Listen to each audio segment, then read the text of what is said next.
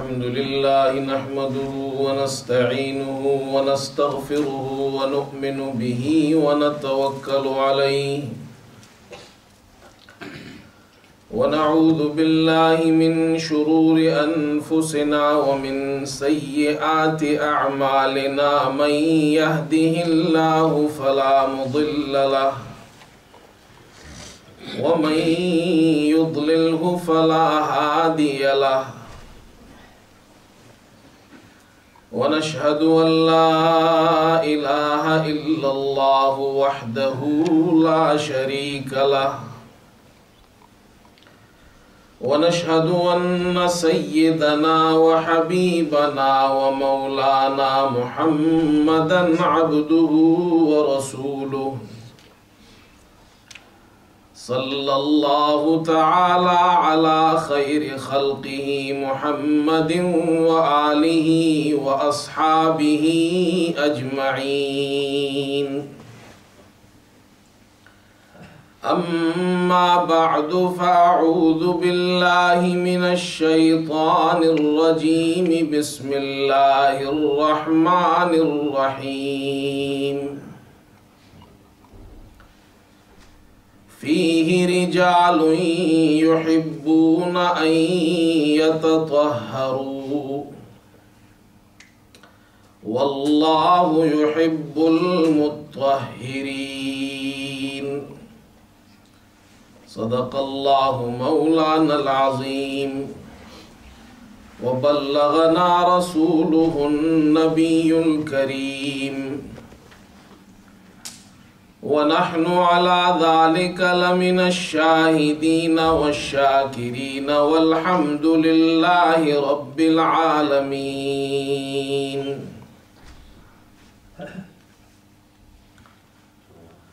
محترم بزرگوں اور دوستو،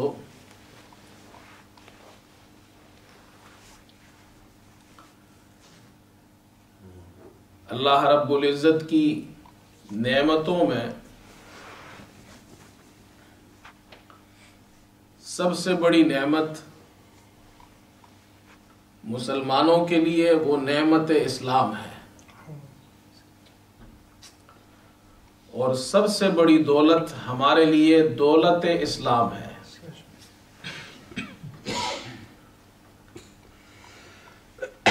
اللہ رب العزت نے ہمیں مکمل دین اسلام کی صورت میں عطا فرمایا، اور یہی دین اسلام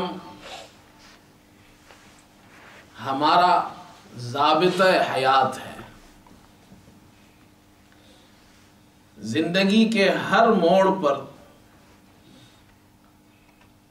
انسان کو جس چیز کی بھی احتیاج اور ضرورت ہوتی ہے، اسلام اس کی رہنمائی کرتا ہے۔ یہ کبھی بھی نہیں ہو سکتا کہ آپ زندگی کے کسی بھی مرحلے پر آپ کو کسی چیز کی ضرورت ہو اور اسلام آپ کی رہنمائی نہ کرتا ہو۔ یہاں تک کہ رسول اللہ صلی اللہ علیہ وسلم نے زندگی کی بڑی سی بڑی ضرورت وہ بھی بیان فرمائی، اور چھوٹی سی چھوٹی ضرورت جو ہماری ہے وہ بھی بیان فرمائی۔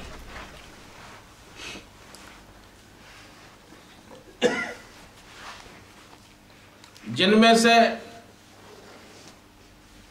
ایک آپ کی تعلیم وہ ہے جس کی طرف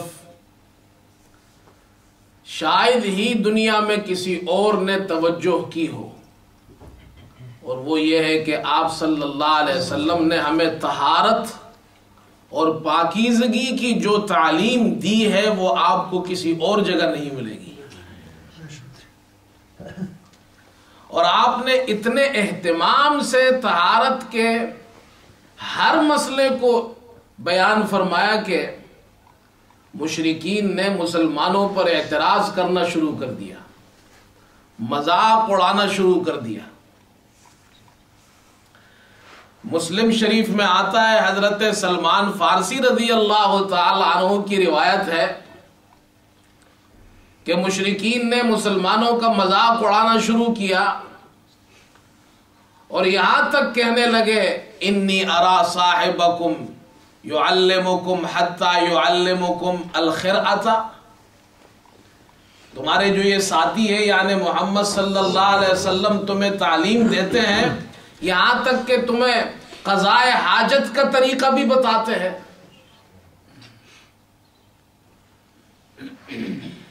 تو حضرت سلمان فارسی رضی اللہ تعالی عنہ نے فرمایا ہاں، ہمیں وہ ہر اس چیز کی تعلیم دیتے ہیں جس کی ہمیں ضرورت ہے،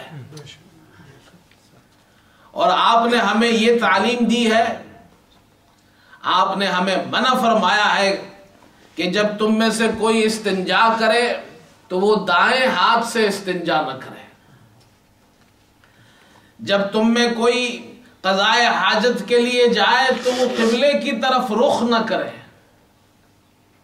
جب تم میں سے کوئی استنجا کرے تو وہ گوبر اور ہڈی سے استنجا نہ کرے، اور جب تم استنجا کرو تو 3 پتھروں سے استنجا کرو۔ اس سے معلوم ہوتا ہے کہ رسول اللہ صلی اللہ علیہ وسلم نے طہارت کے باب میں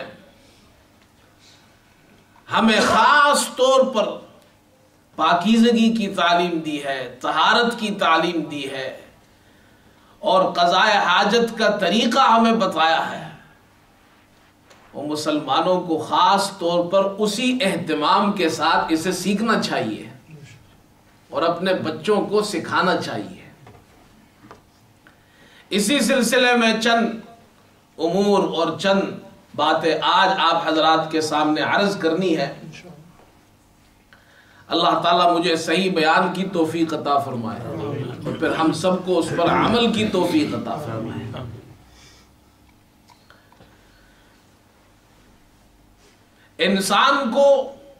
ہر انسان کو قضاء حاجت کی ضرورت پیش آتی ہے، بیت الخلاء ٹوائلٹ جانے کی ضرورت پیش آتی ہے، اور اسلام وہ واحد مذہب ہے جو بیت الخلاء کی تعلیم بھی اسے دیتا ہے۔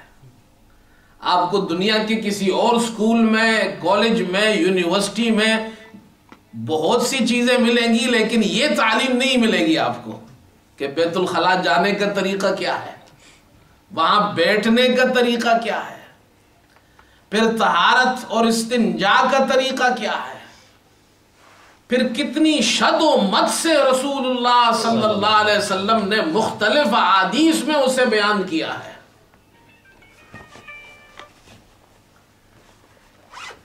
سب سے پہلی چیز جو ہمیں بیت الخلاء سے متعلق تعلیم دی گئی ہے وہ یہ ہے کہ جب تم بیت الخلاء جاؤ تو دعا پڑھو۔ بخاری شریف میں آتا ہے، حضرت انس رضی اللہ تعالی عنہ فرماتے ہیں جب حضرت صلی اللہ علیہ وسلم قضاء حاجت کے لیے تشریف لے جاتے تو آپ یہ دعا پڑھتے تھے، اللہم انی اعوذ بک من الخبث والخبائث۔ مختصر سی دعا ہے، اور میں ہمیشہ کہا کرتا ہوں حضرت صلی اللہ علیہ وسلم نے مختلف اوقات میں جن ادعیہ کا، جن دعاؤں کا ہمیں حکم دیا ہے، اس میں کمال یہ ہے کہ آپ نے جامع، انتہائی جامع دعا اور مختصر دعا بتائی ہے تاکہ ہر مسلمان اسے آسانی سے یاد کر سکے۔ اللہم انی اعوذ بک من الخبث والخبائث۔ خبث یہ خبیث کی جمع ہے، اور خبائث خبیثہ کی جمع ہے، مذکر اور مؤنث شیاطین کو کہتے ہیں۔ آپ صلی اللہ علیہ وسلم نے اس دعا کی جو تعلیم دی ہے اس کا معنی یہ ہے کہ اے اللہ، میں آپ سے مذکر شیاطین کی پناہ مانگتا ہوں، مؤنث شیاطین کی پناہ مانگتا ہوں، آپ میری حفاظت فرمائیے ہر 2 قسم کے شیاطین سے۔ اور علماء نے اس کی وجہ، اس کی مشروعیت کا سبب یہ بیان کیا ہے کہ اس دعا پڑھنے کی وجہ کیا ہے، اور اس کی وجہ یہ ہے کہ انسان کو اللہ تعالیٰ نے کچھ فرشتے ایسے عطا کیے ہیں جنہیں حفظہ کہتے ہیں، جو ہماری حفاظت کرتے ہیں، گارڈز ہیں۔ ہر وقت انسان کے آگے پیچھے دائیں بائیں اوپر یہ فرشتے مقرر ہیں اور انسان کی حفاظت کرتے ہیں، اور فرشتے پاکی کو پسند کرتے ہیں، نظافت کو پسند کرتے ہیں، ناپاکی کو، نجاست کو، گندگی کو پسند نہیں کرتے۔ اس لیے فرشتے مسجد میں تو آتے ہیں لیکن بیت الخلا نہیں جاتے ہیں، اور ہمیں منع فرمایا جب تم مسجد میں آؤ تو لہسن اور پیاز کھا کے نہ آؤ، اس لیے کہ فرشتوں کو تکلیف ہوتی ہے۔ اب جب فرشتے بیت الخلا نہیں جاتے ہیں اور شیاطین وہ گندگی کو پسند کرتے ہیں، ناپاکی کو پسند کرتے ہیں، تو ان کی جگہ بیت الخلا ہے۔ اب جب وہاں فرشتے نہیں جاتے ہیں اور شیاطین وہاں جاتے ہیں تو ہمیں حکم دیا ہے کہ تم یہ دعا پڑھو تو اللہ تعالیٰ تمہاری حفاظت فرمائے گا۔ اللہم انی اعوذ بک من الخبث والخبائث۔ اگر آپ صحرا میں ہے، باہر ہے، ضرورت پڑی قضاء حاجت کی، تو اس وقت جب انسان قضاء حاجت کے لیے بیٹھ رہا ہو اور اپنے کپڑے سمیٹ رہا ہو تو اس وقت یہ دعا پڑھے، اور اگر گھر میں ہو اور آپ کو بیت الخلا میں جانا ہے تو پھر داخل ہونے سے پہلے یہ دعا پڑھے، اور دائیں پاؤں کے بجائے بایاں پاؤں رکھ کر بیت الخلا میں داخل ہو، لیفٹ فٹ کے ساتھ داخل ہو اور یہ دعا پڑھے۔ اس دعا میں پروٹیکشن ہوگی کہ اللہ تعالیٰ شیاطین سے ہماری حفاظت فرمائے گا۔ بعض علماء نے ایک واقعہ نقل کیا ہے، طبرانی میں بھی ہے، حاکم میں بھی ہے۔ سعد بن عبادہ رضی اللہ تعالی عنہ، یہ ایک صحابی ہے، ان کے بارے میں آتا ہے کہ ایک مرتبہ قضاء حاجت کے لیے آپ تشریف لے گئے اور آپ نے ایسی جگہ پیشاب کیا جو سوراخ تھا، اور اس سوراخ میں جنات تھے، اور اس کے بعد پھر آپ کی موت ہو گئی، اور کسی کو کوئی بات سمجھ میں نہ آئی تو لکھا ہے کہ غیب سے ایک آواز کسی نے لگائی، آواز آئی، ایک جنی نے یہ آواز لگائی، اور اس نے یہ شعر پڑھا، قتلنا سید الخزرج سعد بن عبادہ، کہ ہم نے سعد بن عبادہ کو قتل کر دیا۔ قتلنا سید الخزرج سعد بن عبادہ رمیناہ بسہم فلم نخطف فؤادا، ہم نے ایسی تیر سے اسے مارا ہے کہ ہم نے اس کے دل کا نشانہ لیا اور خطا ہم سے نہیں ہوئی ہے، پکا نشانہ لے کر ہم نے مارا ہے۔ اس سے معلوم ہوا کہ ایسے مقامات پر شیاطین ہوتے ہیں، سرکش شیاطین، اور جنات ہوتے ہیں، وہ جنات جو انسانوں کو نقصان پہنچاتے ہیں۔ ایسی مخلوق سے حفاظت کے لیے حضور پاک علیہ الصلوۃ والسلام نے ہمیں یہ دعا بتائی ہے۔ یہ ہے پہلی سنت۔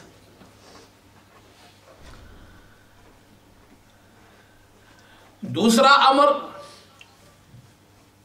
اور دوسری سنت حضرت صلی اللہ علیہ وسلم نے جو ہمیں بتائی ہے بیت الخلا سے متعلق، قضاء حاجت سے متعلق، وہ آپ نے ارشاد فرمایا کہ جب تم بیت الخلا جاؤ، قضاء حاجت کے لیے جاؤ، تو قبلے کی طرف نہ رخ کرو نہ قبلے کی طرف پیٹ کرو،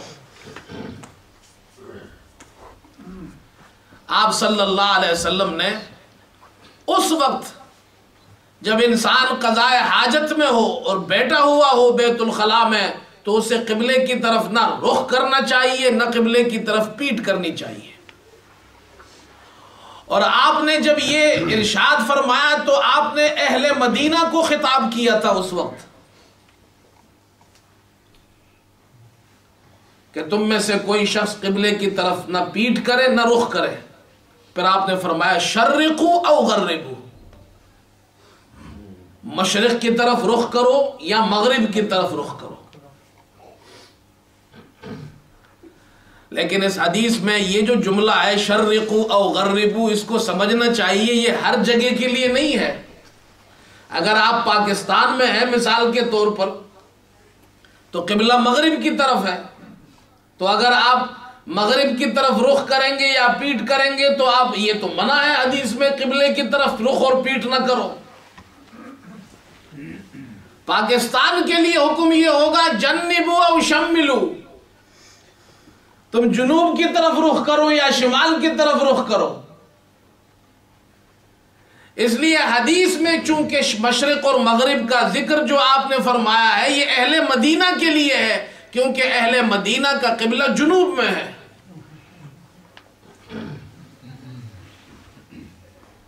اب جب وہ جنوب میں ہے تو وہ جنوب اور شمال کی طرف رخ کیا کرتے تھے. تو حضور پاک علیہ السلام نے منع فرمایا جب تم بیت الخلاء جاؤ تو نہ جنوب کی طرف رخ کرو نہ شمال کی طرف رخ کرو، اس لیے کہ قبلے کی طرف پیٹھ ہوتی ہے یا قبلے کی طرف رخ ہوتا ہے. اس کے بجائے تم مشرق کی طرف رخ کرو یا مغرب کی طرف رخ کرو. ہمارے یہاں جو قبلہ ہے وہ ساؤتھ اور ایسٹ کے بیچ میں ہے، تو ہمیں نہ اس کی طرف رخ کرنا چاہیے نہ اس کی طرف پیٹ کرنی چاہیے. اور اس سے ہٹ کر کہ جب بیت الخلاء میں کوئی شخص جائے تو وہ نہ قبلے کی طرف رخ کر کے بیٹھے نہ قبلے کی طرف پیٹ کر کے بیٹھے. اس کا اہتمام کرنا چاہیے. گھروں میں بھی ہمیں اس کا اہتمام کرنا چاہیے. اگر کسی جگہ کوئی کموڈ غلط بنایا ہوا ہے اور آپ کا رخ قبلے کی طرف ہوتا ہے یا آپ کی پیٹھ قبلے کی طرف ہوتی ہے تو وہاں پر بھی بیٹھ کر کم از کم اپنے آپ کا رخ اور اپنے آپ کو تھوڑا سا دوسری طرف مائل کر دے، پھیر دے اپنے آپ کو. اس بیٹھنے کی پوزیشن ایسی بنائے کہ قبلے کی طرف آپ کا نہ رخ ہو نہ پیٹھ ہو.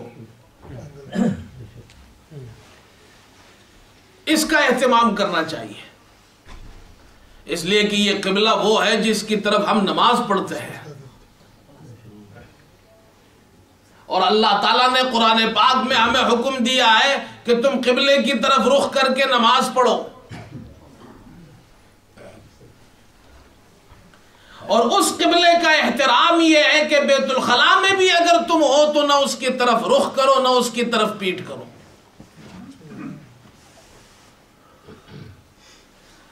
بعض علماء فرماتے ہیں کہ اگر آپ صحرا میں ہو تو پھر نہ قبلے کی طرف رخ کرے نہ پیٹ کرے. لیکن اگر آپ گھر میں ہیں اور بیت الخلاء ہے تو وہاں تو دیواریں ہیں تو وہ آڑ بن جاتی ہے قبلے میں، اس لیے وہ گنجائش نکالتے ہیں. لیکن احتیاط بہرحال اسی میں ہے. ابو ایوب انصاری رضی اللہ تعالی عنہ بڑے صحابی ہے، یہ فرماتے ہیں کہ جب ہم شام گئے تو ہم نے دیکھا کہ وہاں پر بیت الخلاء میں جو کموڈز بنائے گئے تھے ان کا رخ قبلے کی طرف تھا. تو ہم اس سے پھر گئے، ہم نے وہ طریقہ چھوڑ دیا، ہم نے ان کو پھیر دیا وہاں سے اور اللہ سے استغفار کرنے لگے. اس سے معلوم ہوتا ہے کہ صحابہ میں حضرت ابو ایوب انصاری رضی اللہ تعالی عنہ وہ صحابی ہیں جنہوں نے رسول اللہ صلی اللہ علیہ وسلم کی تعلیمات کی روشنی میں ہمیں یہ بتایا کہ چاہے تم اپنے گھر میں ہو، چاہے تمہارے گھر کا بیت الخلاء ہو، اس وقت بھی بیت اللہ کی طرف قبلے کی طرف نہ رخ کرنا چاہیے نہ پیٹ کرنی چاہیے. اس کا اہتمام کرنا چاہیے.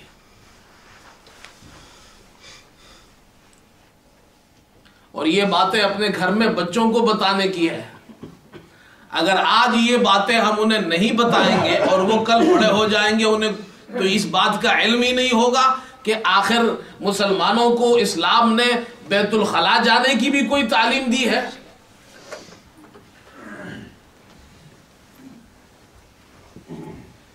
تیسری چیز جو انتہائی اہم ہے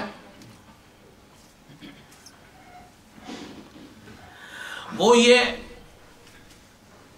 کہ پیشاب کے چھینٹوں سے اپنے آپ کو بچائے. تنزہ عن البول, اپنے کپڑوں کو بچائے, اپنے جسم کو پاک رکھے, اپنے کپڑوں کو پاک رکھے. حضور پاک علیہ الصلوۃ والسلام نے جس طرح ہمیں بیت الخلا کے دوسرے مسائل بتائے ہیں قضاء حاجت کے, آپ صلی اللہ علیہ وسلم نے اس کا بھی ذکر بڑے اہتمام سے کیا ہے. بخاری شریف میں روایت ہے, حضرت صلی اللہ علیہ وسلم کا ایک مرتبہ گزر 2 قبروں پر ہوا.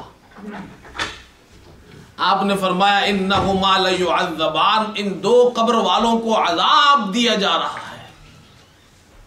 وما يعذبان فی کبیر, اور کسی بڑی بات کی وجہ سے ان کو عذاب نہیں دیا جا رہا ہے. معنی یہ ہے کہ لوگ اس کو کوئی بہت بڑا مسئلہ نہیں سمجھتے ہیں, چھوٹی سی بات سمجھتے ہیں, لیکن حقیقت میں وہ بہت بڑی بات ہے. پھر آپ نے فرمایا اس میں سے ایک کو جو عذاب ہو رہا ہے, ایک قبر والے کو, وہ چغل خوری کی وجہ سے, نمیمہ کی وجہ سے, چغلی کھانے کی وجہ سے عذاب ہو رہا ہے. اما احدہما فکان یمشی بالنمیمہ, یہ چغل خور تھا. چغل خور, چغلی کسے کہتے ہیں, نمیمہ کسے کہتے ہیں؟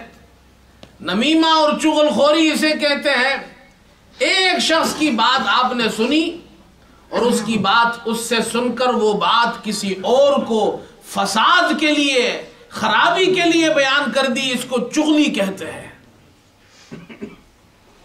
یا ایک جماعت کی بات سنی, کسی اور جماعت کو بیان کر دی, اس سے فساد پیدا ہو گیا, اس کو کہتے ہیں چغلی کھانا. اسلام میں یہ بہت بڑا گناہ ہے, اور اس سے بڑا اور اس سے بڑی اور کیا بات ہوگی کہ حضور پاک علیہ السلام نے ایک شخص کو قبر کے اندر عذاب میں مبتلا ہوتے ہوئے دیکھا, فرمایا یہ چغل خور تھا.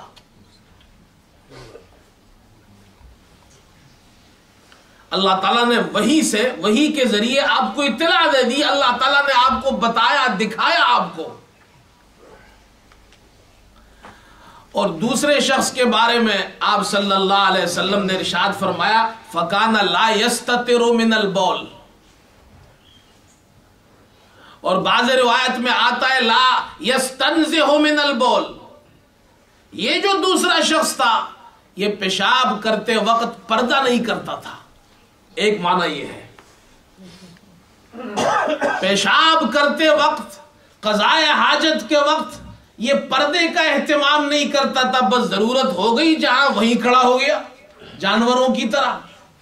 اسلام نے ہمیں یہ تعلیم نہیں دی ہے کہ تمہیں جہاں قضاء حاجت کی ضرورت ہو تم بھی کھڑے ہو جاؤ اور پیشاب کرو, نہ اپنے پردے کا اہتمام ہے, اس سے منع فرمایا ہے. بے پردگی نہ ہو, اپنے شرم کی, حیا کی حفاظت کرو.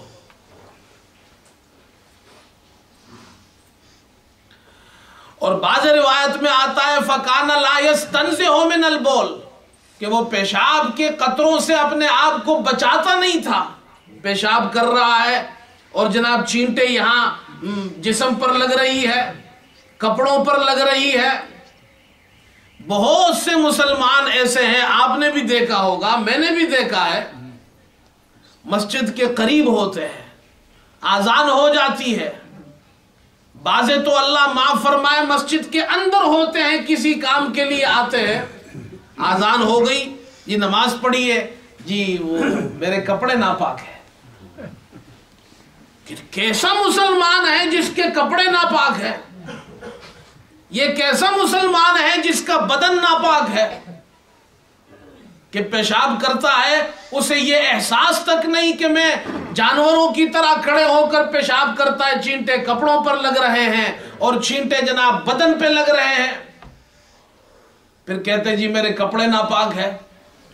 مسلمان کو تو ہر وقت پاک رہنا چاہیے، نہ جانے کس وقت موت آ جائے۔ اگر وہ ناپاک رہے گا تو ناپاکی میں موت آئے گی، اور پاک ہوگا تو پاکی میں موت آئے گی۔ آپ صلی اللہ علیہ وسلم نے فرمایا اس شخص کو عذاب اس لیے دیا جا رہا ہے، یہ پیشاب کے قطروں سے نہیں بچتا تھا، اہتمام نہیں کرتا تھا، بس جہاں ضرورت ہوئی پیشاب کیا، چاہے چینٹے کپڑوں پہ لگے چاہے چینٹے جناب بدن پہ لگے، اسے کوئی فکر نہیں ہے۔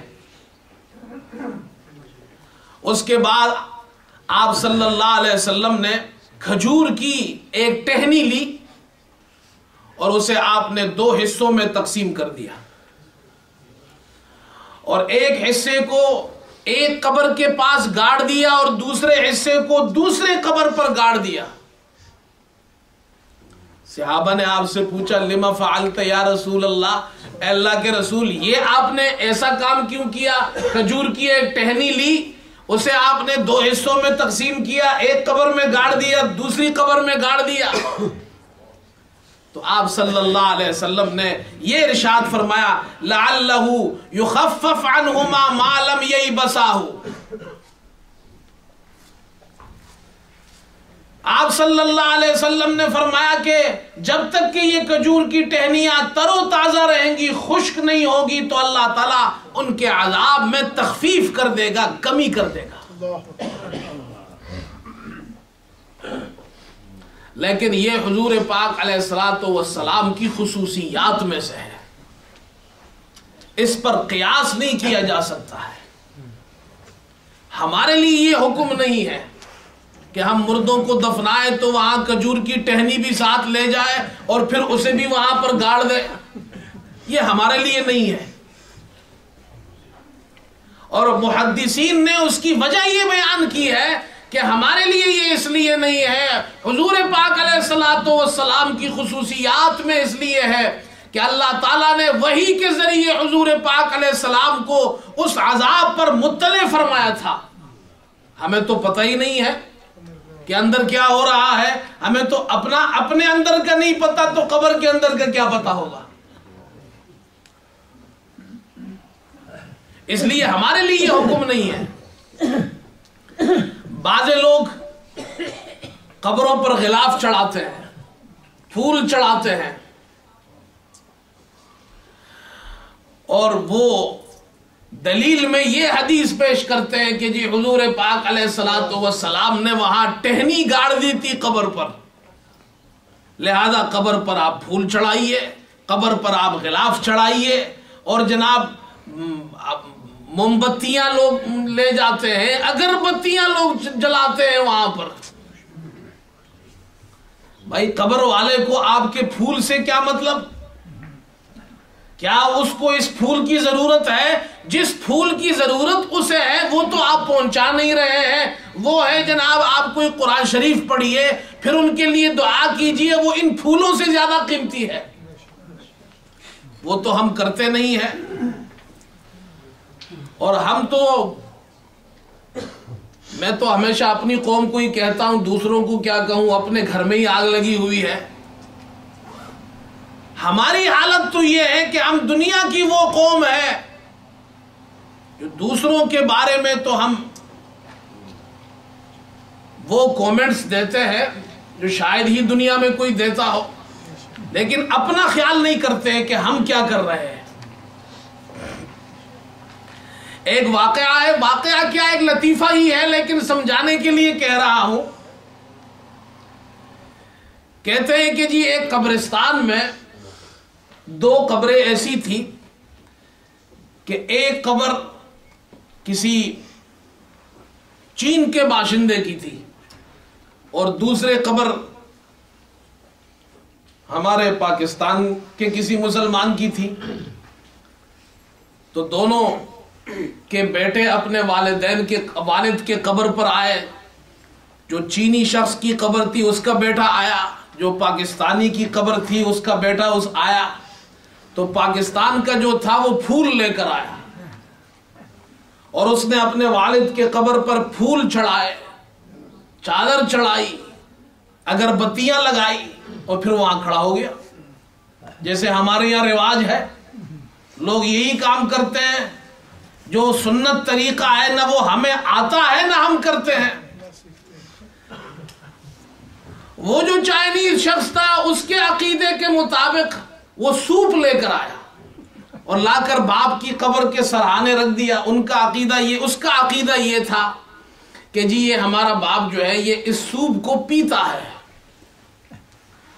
تو پاکستانی شخص نے اس چائنیز کا بڑا مذاق اڑایا۔ پہلے تو وہ اسے دیکھ کر ہنستا رہا اور پھر اس نے عذرائے مذاق اس شخص سے پوچھا کہ یہ بتاؤ تمہارے والد صاحب سوپ پینے کے لیے کب اٹھیں گے؟ تو وہ بھی بڑا تیز تھا، اس نے کہا جب تمہارے والد پھول سونگھنے کے لیے اٹھیں گے، میرے والد سوپ پینے کے لیے اٹھیں گے۔ ہم دوسروں کو تو مذاق اڑاتے ہیں، اپنی حالت نہیں دیکھتے ہیں۔ جب کوئی شخص سوپ پینے کے لیے نہیں اٹھ سکتا ہے تو پھول سونگھنے کے لیے کیسے اٹھ سکتا ہے؟ بھائی اگر وہ پھول سونگھنے کے لیے اٹھ سکتا ہے تو پھر کھانے کے لیے بھی اٹھ سکتا ہے، تو آپ کھانا بھی لے جائیے۔ یہ تو سمپل سی بات ہے، جو آدمی پھول سونگھنے کے لیے اٹھ سکتا ہے تو وہ کھانا کھانے کے لیے بھی اٹھ سکتا ہے۔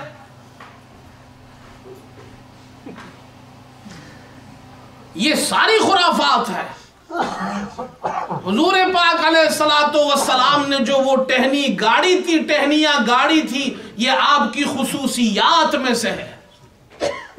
ایک بات اچھا ایک بات اور بتائیے، ہمارے یہاں عام طور پر اپنے والد کی قبر پر تو لوگ پھول چڑھاتے ہیں، لیکن عام قبروں پہ نہیں چڑھاتے ہیں، خاص طور پر بزرگوں کی قبروں پہ چڑھاتے ہیں۔ ایسی بات ہے یا نہیں؟ ایک صاحب سے ہماری بات ہو رہی تھی کہ تو وہ یہ ثابت کرنے کی کوشش میں تھے کہ جی بزرگوں کی قبر پر احترام کے لیے پھول چڑھائے جاتے ہیں اور جناب یہ ہے چادر چڑھائی جاتی ہے، اور یہ حدیث کا حوالہ دیا۔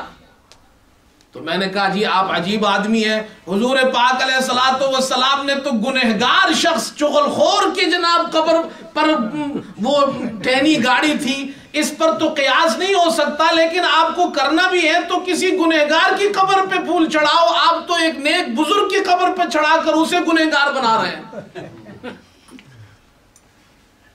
جب آدمی اسلام کو چھوڑ دیتا ہے تو وہ عقل کے خلاف بھی کام کرتا ہے۔ حضور پاک علیہ السلام نے کسی نیک آدمی کی قبر پر وہ ٹہنی گاڑی تھی، وہ تو اس شخص کی قبر پر گاڑی تھی جس کو عذاب ہو رہا ہے، تو آپ یہ ثابت کر رہے نعوذ باللہ بزرگوں کو عذاب ہو رہا ہے۔ میں نے کہا آپ سے بڑا بزرگوں کی توہین کرنے والا کوئی نہیں ہے۔ ہم تو بزرگوں کی قبر پر نہیں، مناظرے میں بات ذرا الگ طریقے سے ہوتی ہے، میں نے کہا ہم تو بزرگوں کی قبر پر اس لیے نہیں چڑھاتے ہیں، ان کو ضرورت ہی نہیں، وہ نیک ہے۔ اگرچہ یہ بات حضور پاک علیہ السلام کی خصوصیات میں سے ہے، نہ بزرگوں کی قبر پہ ہم چڑھاتے ہیں نہ دیگر مسلمانوں کی قبر پہ ہم چڑھاتے ہیں۔ بہرحال میں یہ عرض کر رہا تھا کہ ہمیں رسول اللہ صلی اللہ علیہ وسلم نے یہ حکم دیا پیشاب کے چینٹوں سے بچو۔ چوتھا کام قضاء حاجت اور بیت الخلاء کہ اس مسئلے میں وہ ہے کہ استنجا پتھر سے آپ کرے اور اس کے بعد پانی سے کرے، یہ افضل ہے۔ یہ جو پتھر کا لفظ ہم لیتے ہیں یہ چونکہ کتابوں میں لکھا ہے، اور اس زمانے میں لوگ ڈھیلے استعمال کرتے تھے پتھر۔ اب آج کل کے زمانے میں پتھروں کا استعمال آپ اپنے گھروں میں ازراہ کرم نہ کریں، اس لیے کہ اگر جناب گھر میں 5 آدمی رہتے ہیں اور انہوں نے ڈھیلوں کا استعمال شروع کیا تو پھر آپ کی جناب کیا ہے وہ جو لائن ہے وہ بند ہو جائے گی۔ اور اگر کسی نے مسجد میں یہ بیان سن کر پتھر لانے شروع کیے تو جناب پھر تو لوگ کہیں گے امام صاحب اچھا کام کیا آپ نے، ہماری ساری ٹوائلٹیں بند کر دی۔ یہ پتھر کا لفظ اس لیے لیا جاتا ہے کہ اس زمانے میں پتھر اور ڈھیلے کے علاوہ اور کوئی چیز ہوتی نہیں تھی۔ آج کل ہے ٹشو استعمال کرے اور اس کے بعد پانی استعمال کرے، اور دونوں کریں تو افضل ہے، ٹشو ہو اس کے بعد پانی ہو۔ حضرت صلی اللہ علیہ وسلم پر قرآن کریم کی یہ آیت نازل ہوئی، فرمایا فیہ رجال یحبون ان یتطہروا واللہ یحب المطہرین۔ اہل قباء جہاں حضور پاک علیہ السلام ہجرت کے بعد تشریف لے گئے تھے، اللہ نے ان کی تعریف کی کہ یہاں ایسے لوگ ہیں جو بہت زیادہ اپنے آپ کی پاکی کا اہتمام کرتے ہیں، اور اللہ تعالیٰ ایسے پاکی کرنے والوں سے محبت کرتا ہے۔ حضور پاک علیہ السلام نے ان سے پوچھا کہ اللہ تعالیٰ نے تمہارے بارے میں یہ آیت اتاری ہے، تمہارا ایسا کون سا کام ہے جس کی وجہ سے اللہ تعالیٰ تمہیں پسند کرتا ہے؟ انہوں نے عرض کی اللہ کے رسول، ہم جب استنجا کرتے ہیں تو پہلے پتھروں سے کرتے ہیں، اس کے بعد پانی سے کرتے ہیں۔ حضرت صلی اللہ علیہ وسلم سے دونوں ثابت ہے، پتھروں سے بھی اور پانی سے بھی۔ یہ نہیں کہ جناب آپ کو پیشاب لگا اور آپ جناب کیا ہے ٹوائلٹ گئے اور جناب زب کھولی اور کھڑے ہو کر پیشاب کیا اور زب بند کی، نہ ٹشو کا پتہ ہے نہ پانی کا پتہ ہے۔ یہ مسلمانوں کا طریقہ نہیں ہے۔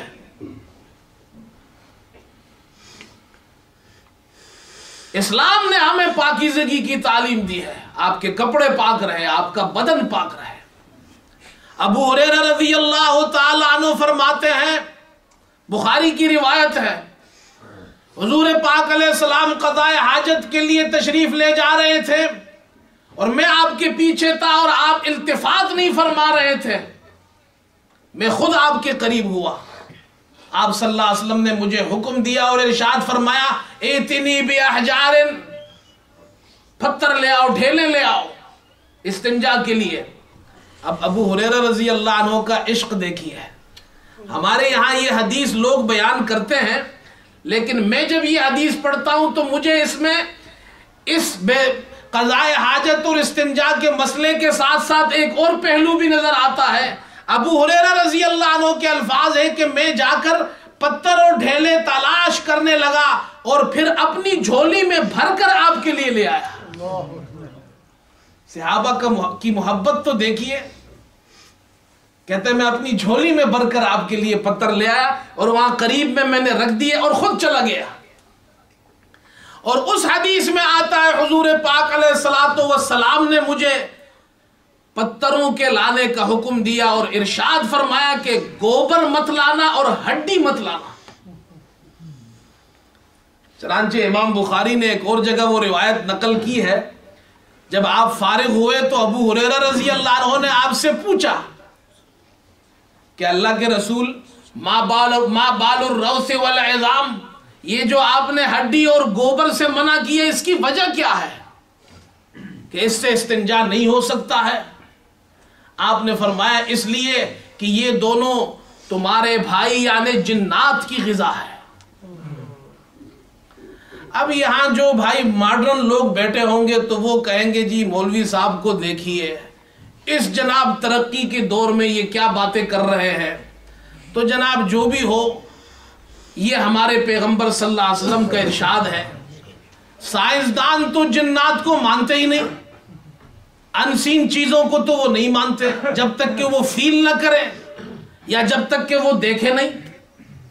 سائنس ان چیزوں کو مانتی ہے جس کو وہ دیکھتی ہے، جس کو وہ فیل کرتی ہے، جس کو وہ سنتی ہے۔ جس چیز کو وہ نہ سنے نہ دیکھے نہ فیل کرے وہ ان کے موضوع سے باہر کی بات ہے۔ تو سائنس کا تو موضوع ہی نہیں جنات، جب سائنس کا موضوع جنات نہیں تو جنات کی غذا بھی نہیں، لہذا وہ لوگ تو نکل گئے ان سے۔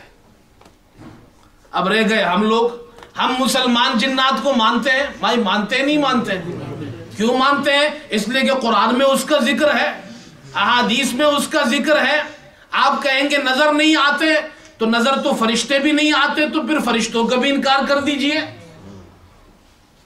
بولو بھائی، آپ فرشتوں کو مانتے ہیں تو وہ بھی تو انسین مخلوق ہے۔ ہم جنات کو اس لیے مانتے ہیں کہ ہمیں اللہ نے بتایا ہے، اللہ کے پیغمبر نے بتایا ہے۔ جب جنات کو مانتے ہیں کہ وہ ایک مخلوق ہے تو ان کی غذا بھی ہے، اور ان کی غذا میں سے حضور پاک علیہ السلام نے ہمیں دو چیزیں بتائی ہیں جو ہمیں معلوم ہے، باقی اللہ کو معلوم ہے کہ اور کچھ کھاتے بھی ہیں یا نہیں کھاتے ہیں، یا کھاتے ہیں تو کیا کھاتے ہیں۔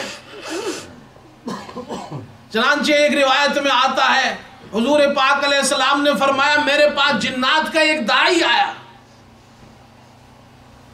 میں نے قرآن کریم اس کے سامنے پڑھا، پھر انہوں نے مجھ سے کھانے کے بارے میں پوچھا تو حضور پاک علیہ السلام نے ارشاد فرمایا ہر وہ ہڈی، اب یہ ہمیں سننے کی بات ہے، جس پر اللہ کا نام لیا گیا ہو اور اسے کھایا گیا ہو،